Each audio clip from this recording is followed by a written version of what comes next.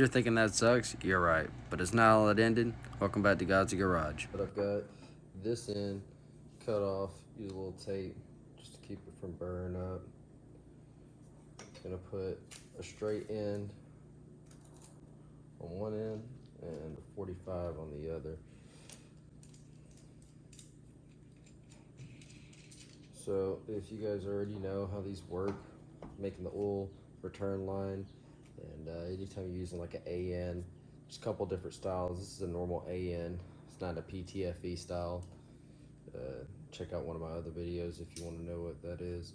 But it's a normal style. It's just two pieces. It's got this little flare, goes in there. This end right here will go on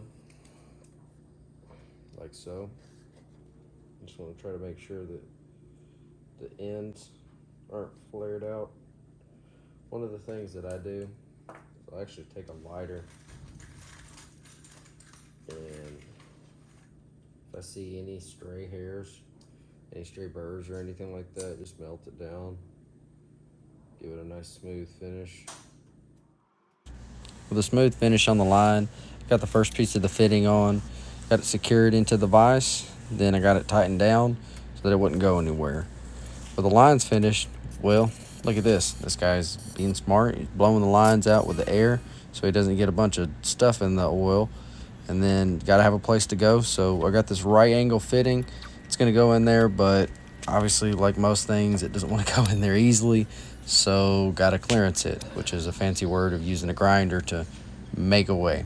But made a way. It was able to get the return lines put in. Both the return lines on the turbos are 10 AN, going right into the oil pan with those little right angle fittings, and got to feed those turbos. So you'll see me putting the fittings in for the oil feed, but this is where I messed up because I didn't tighten the left one down.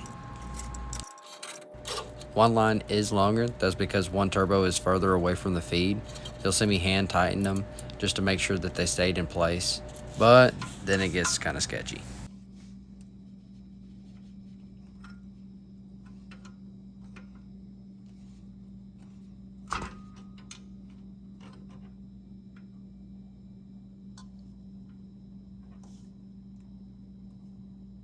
Wow, man. Damn. 2 hours later.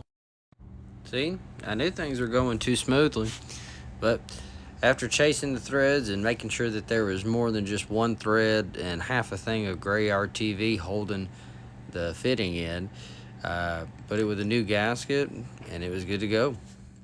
And with that, all lines were pretty much wrapped up. I like the way it turned out. I think it turned out pretty clean, but I'm still learning, so if you have some advice on how I could do it better, let me know. Alright guys, I think I'm going to wrap this video up. That's it. Feels kind of great just to have the turbo system finished, knowing that everything's already plumbed up. It was a journey.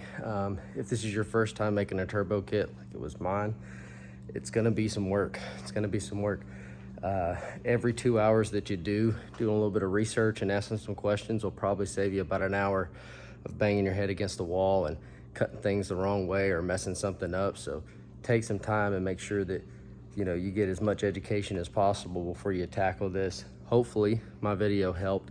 If it did help you, drop a like, share it with your friends, and if you're not subscribed to the channel, go ahead and subscribe. I don't know if you are. Thank you for the support. I love the little comments that some people drop. Sometimes it helps them out, but the turbo kit on this was just made for something to where it is going to be able to most definitely handle what the turbos that I have on it will produce.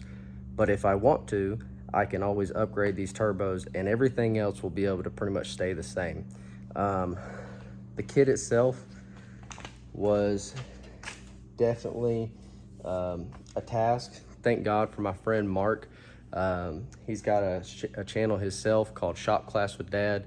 Man, you can't put a price on great friends, and he's definitely one of them who's worth his weight in gold. But he helped me get a lot of this stuff finished weld. Appreciate to him, and appreciate to my buddy Smitty for letting me be able to build this car in the shop. Some of you might know that, like, I'm staying in an RV. I ain't no rich guy by far. But he's got this beautiful, nice shop, and he lets me keep the Nova here while I'm trying to get it running. And he's got his badass Nova over there, big block power. But again, thank you guys. I don't want to keep going, but thank you guys for watching. Thank you guys for supporting. If you have any questions, drop them down in the comments. If you liked something or you noticed I did something wrong, drop it down in the comment. Please let me know before I crank this thing up. And stay tuned for next time. We're getting the electrical system and stuff finished up, and this thing is going to be cranking pretty soon. It might be making some noise here pretty soon. Thanks for watching Godsey Garage.